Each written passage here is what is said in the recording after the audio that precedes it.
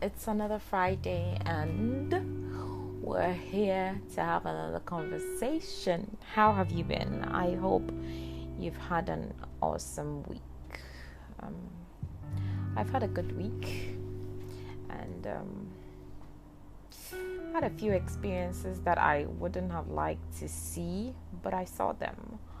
One of them that struck me in particular was the fact that there was a whole lot of traffic on my route, very unusual traffic, and it was terrible. And a sport that takes me usually about 9 to 10 minutes to cross when the traffic is really bad, that day took me an hour. And whilst I was in the traffic, as usual, you heard a honking incessantly, and we've become so used to it, so you try to adjust because there's no space. And and these are parts when there's traffic, that's when everybody thinks that any available space is for them to use, not thinking about pedestrians, not thinking about bikes, not thinking about any of the other people using the road, because they forget that when there's disorder, it takes a while to, go and move past it. Because when you tangle up a thread, look at how long it takes for you to untangle it. But when it's a straight line, it moves smoothly. That's how I see traffic. So far as everybody's doing what they ought to do, yes, it might be inconveniencing, but I think it will be better. So, not to digress. Anyway, so, this taxi gets closer and I move, and, you can hear the desperation and the honking. And I tend to look, and there's this man who can't seem to breathe, like gasping for air, literally trying to get the air into his lungs. And I was just shaking, not physically shaking, like shaken by that whole. And I looked at the traffic in front of us and the one he had come out of, because where I had come from to get to the point and where he was coming from, I just started praying.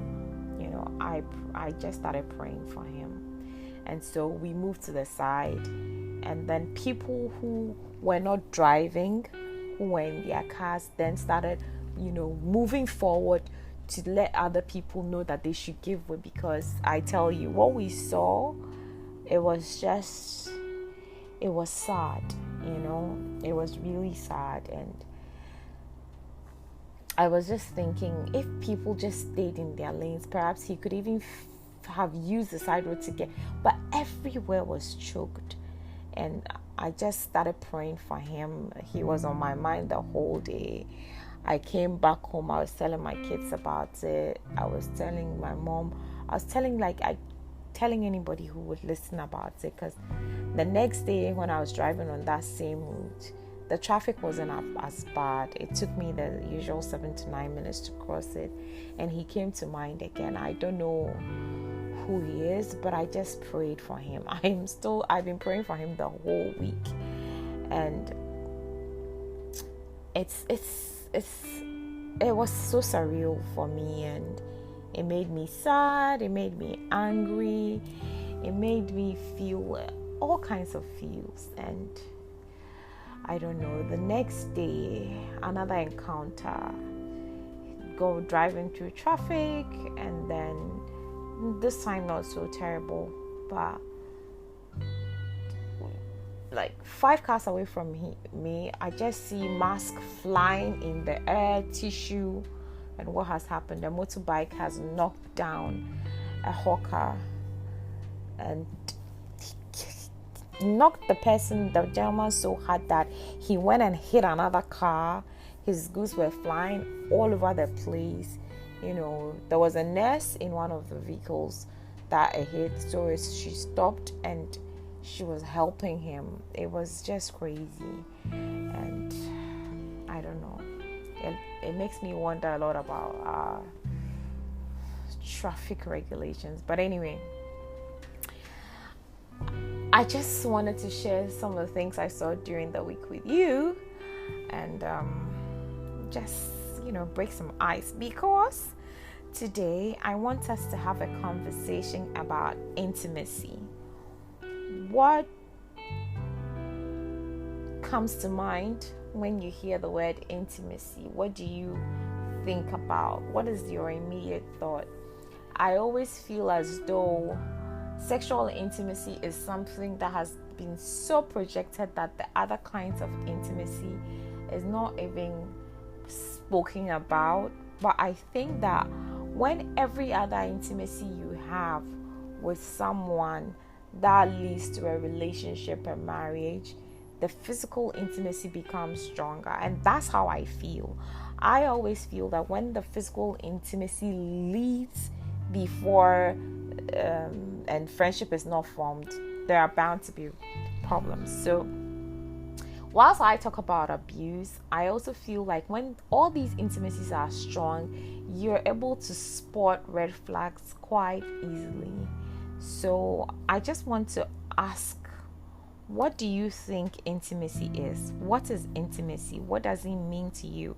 Have you ever stopped to wonder what we mean by intimacy? So when you look in the dictionary, it will tell you is a close familiarity or a friendship, a cozy, sometimes intimacy also talks about an ambience, and then they talk about sexual intercourse, So I just wanted to touch on those kinds of intimacy. So what we have to understand is that when you say intimacy, there's a connotation of vulnerability, sharing, openness, and I think that it has to be mutual, and it is often found in close, loving relationships such as friendships, marriages, siblings, your cousins, your family. There's some family who share an intimacy that they are so close and they do everything together and all of that. Now, if you avoid intimacy, you might find yourself isolated, because I have friends, I can say these are my intimate friends. You might feel you might be in constant isolation with us because you don't even understand them.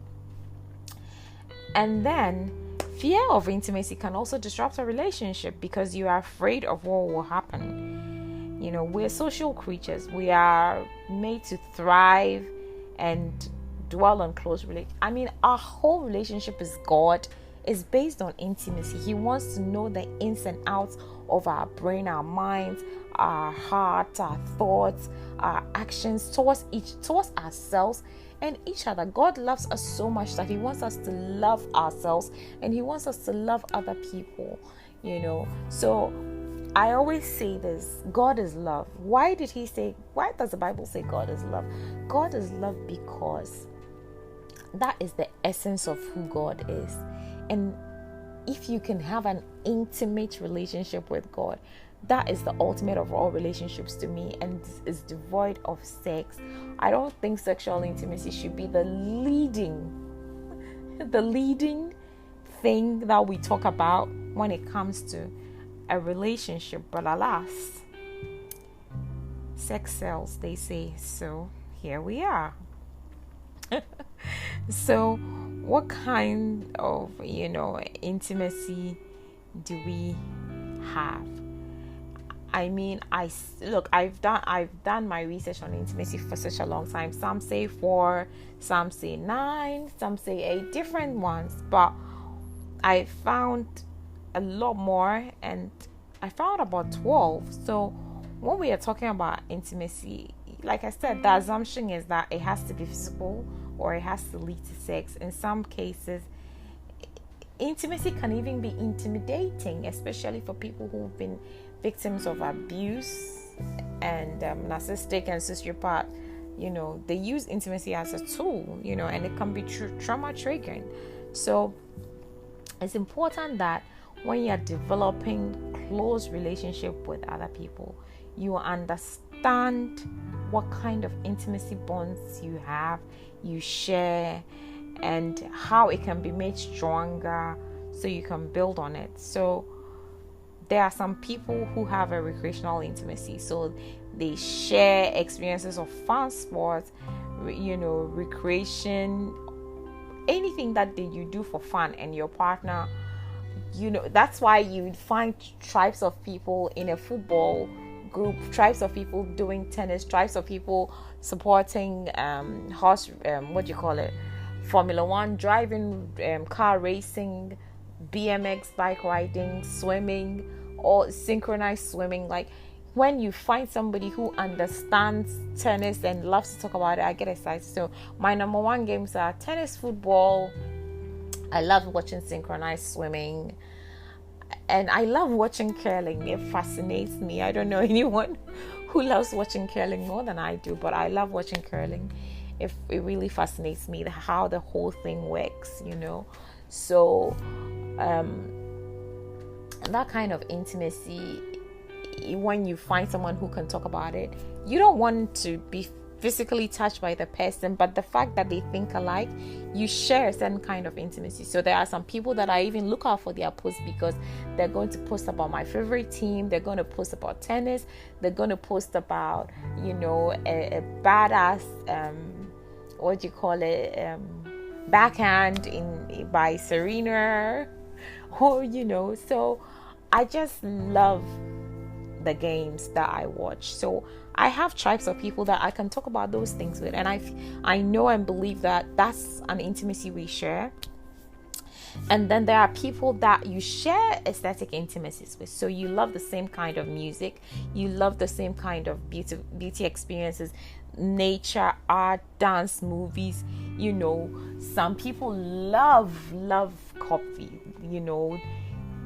Some people love comedy, some people love horror, some people love thriller, some people love documentaries. So, even within that subset, there are different things. I can binge watch on CSI, Navy, all the crime thrillers. I can binge watch on what goes on in the First 48. I love watching it because I just want to understand the psychology with which people do things. So when I find someone who's also interested in those things, you can talk to them about it for hours, And there's this commitment to intimacy, togetherness derived from a dedication to a common cause, value, effort, be it for a political cause, be it for volunteering, anything. So that's why you have die-hard party supporters who don't see anything wrong with anything that somebody thinks is going wrong in their party, where you have people who are not. So you find that they band together, they will be commenting on each other's posts because they understand that intimacy they share. You find some people who say they are neutral. I don't think there should be any neutrality in politics, if you ask me, though, because any decision that's made concerns you, whether you like it or not, it will affect you, So I don't think there should be any neutrality in politics, but I mean, that's another topic for another day. So common men, so like when I started working and talking about abuse, I've connected with so many people from different parts of the world. I've featured on a Kenyan podcast. I've contacted other groups who have advocacy tools. I'm learning so much and gaining knowledge from harnessing on those relationships that I have with those people. And our aim is to educate, is to advocate, is to speak up so that it will minimize how abuse affects so many other people, because at the moment it is widespread, So the next one that we'll talk about is intellectual intimacy. It involves sharing of ideas, a genuine touch of a person based on, their intellectual capacity. So reading, discussing, studying, respectful debating.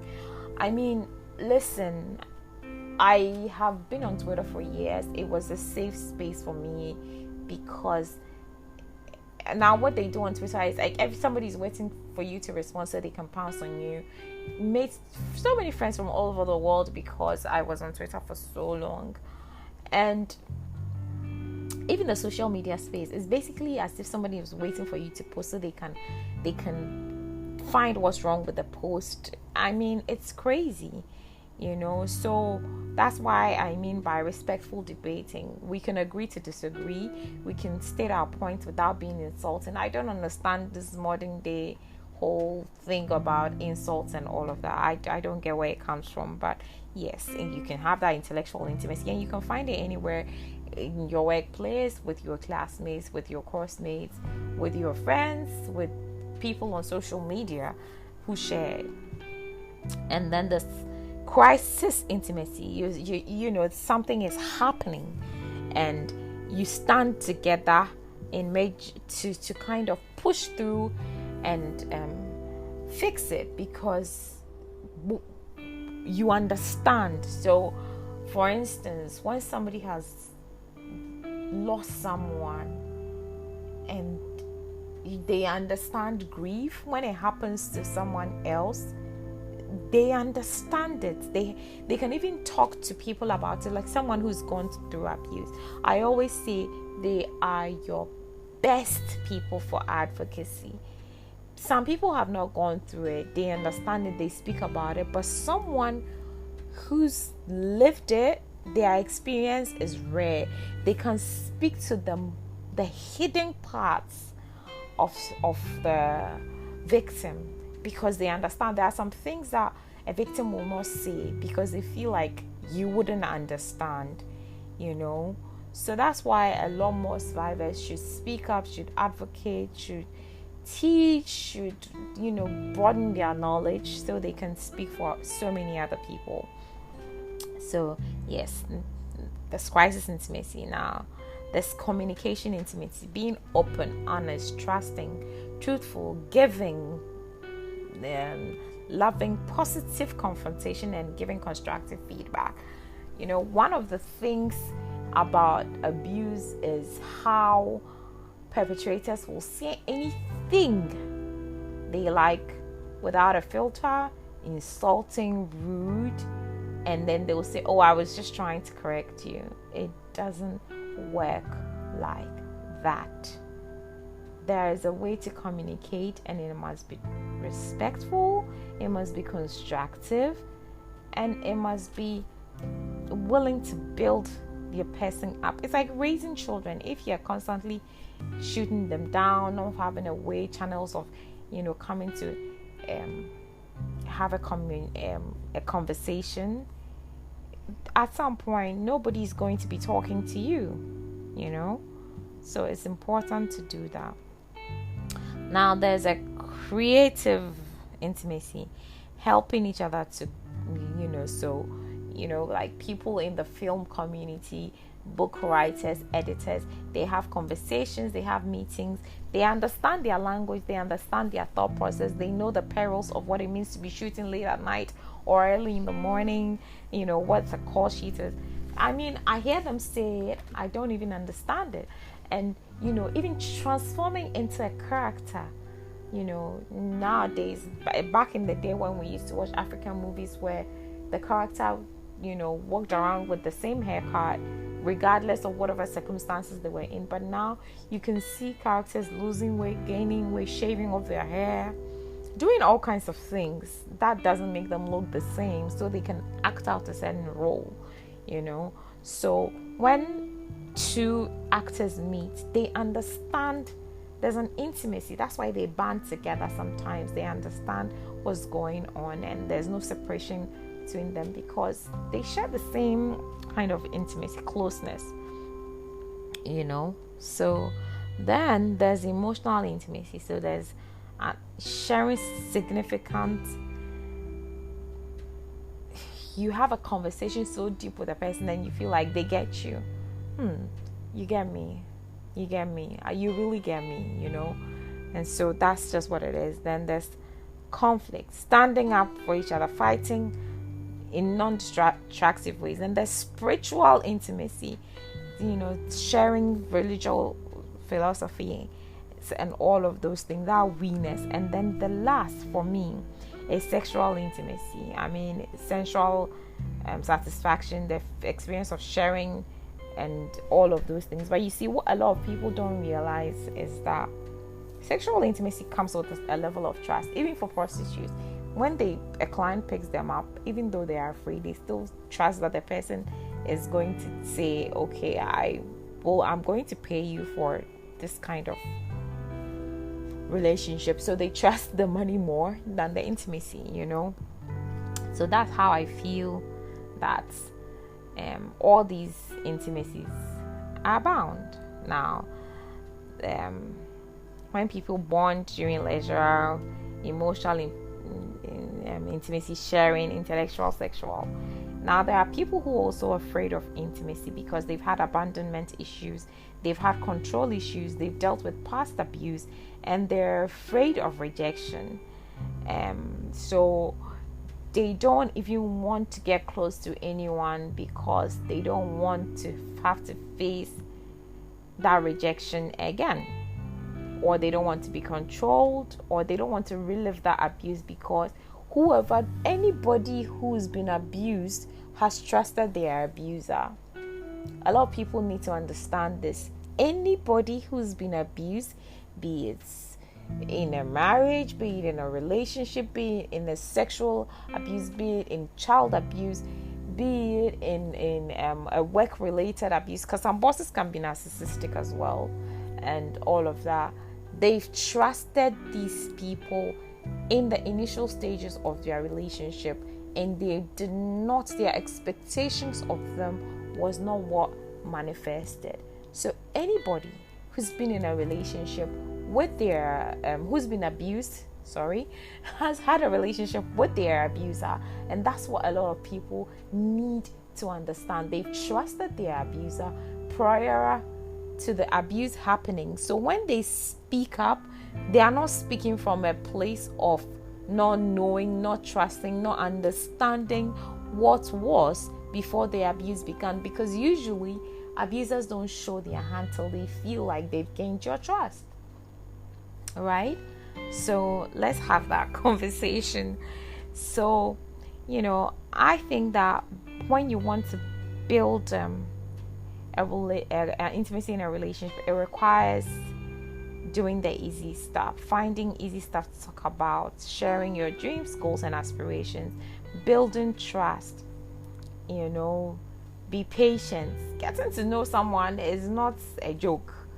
And when you are patient enough and you don't sexual intimacy has locked a lot of people into relationships that they shouldn't be in already, because they didn't take their time to have conversations, study, observe, and understand. I mean, sometimes you might even have conversations and they might hide it from you and all of that. But sometimes when you take your time and you become friends with the person, they interact with other people away from you, and you're able to tell who they really are by observation, because you can tell a lot about a person by observation. How they handle others, and their cut downs. People critique people and they say you're joking, like talking about someone says, oh, we need your certificate, and then if you give a backhand compliment saying, oh, by you to this your high school certificate, what are we using it for? That's not funny. Or when someone says, oh, I got some new shoes, and you go like, oh, but do you know what nice shoes are? That's not funny. Or someone does something and they are like, oh, I got this person a gift, I hope they like it, and they're like, oh, but can you get a nice gift? That's not funny. So things that are couched in jokes tell you a lot about who people are. People forget that when they talk, they're actually showing you what's in their heart, their thoughts, and their minds. So personally, a lot of people, I don't even consider being friends with a lot of people after I hear and see them, observe them with other people. So yeah, so let's talk about that. And then, can you talk openly about your needs? Can you talk openly about your needs? because, for instance, let's use sex as an example, right? Somebody has approached you, they like you, they want to have, all these types of intimacy with you, hang out with you, think on the same level as you. You see, and like I said, it's important to have all these 12 areas of intimacy, because your partner should also be one of your best friends. I don't believe in having just one best friend. I believe that you can have friends that you travel with, talk to, seek advice from, all kinds of things. But it could be one person. Some people are very multifaceted, so yes. But if you have that in one person, that's great. If you don't, and you need to fill yourself up with all these people, you can cultivate friendships that feed you, grow you, nourish you the same way you are feeding and nourishing someone else, right? So that intimacy is very, very important. Can you go have a conversation with your partner about your goals, your aspirations, your dreams? Can you say, this is what I want, and they will understand, because they know and understand the kind of person that you are. So your young girl has grown up, they have certain values, they're saying, I want to keep my virginity till I get married and all of that. And then they meet a partner that's not their friend, that's pushing towards sexual intimacy. When they are friends and they have a conversation and they understand. I know men who've had conversations with their partners and they've waited, even though they've been sexually active before. What changed? Because they built a certain kind of intimacy that allowed them to trust each other enough to set boundaries, have conversations, and stick to it until they got married. And you see, that kind of friendship and relationship comes with it a certain kind of trust level that I think is unbreakable, unless both of you are not willing to work it out. Do you respect each other's differences enough? Even the most intimate partners, so I said even, will have their own identities. Your partner cannot be you, you cannot be your partner. People who feel like, as your partner, they should parrot everything you say, agree with everything you say. That you got married to someone don't mean they lost their brain. Let me go.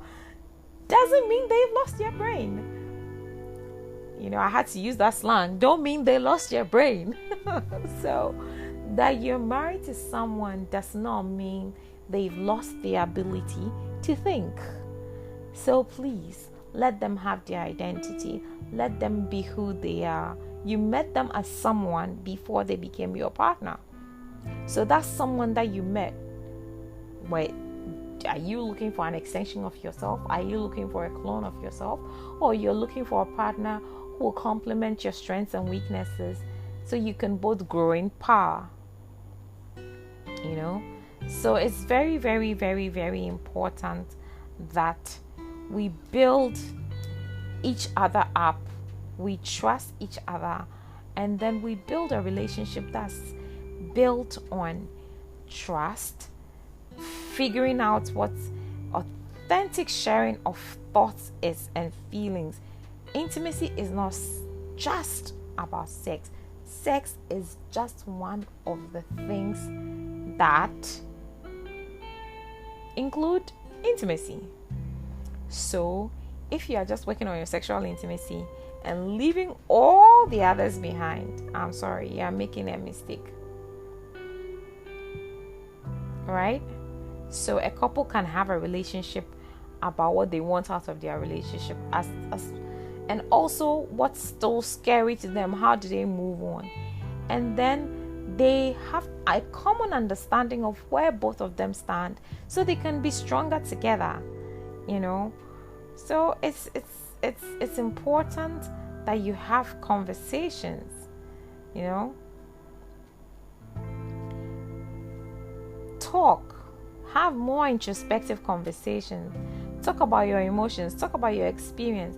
And that also depends on the emotional intelligence of your partner.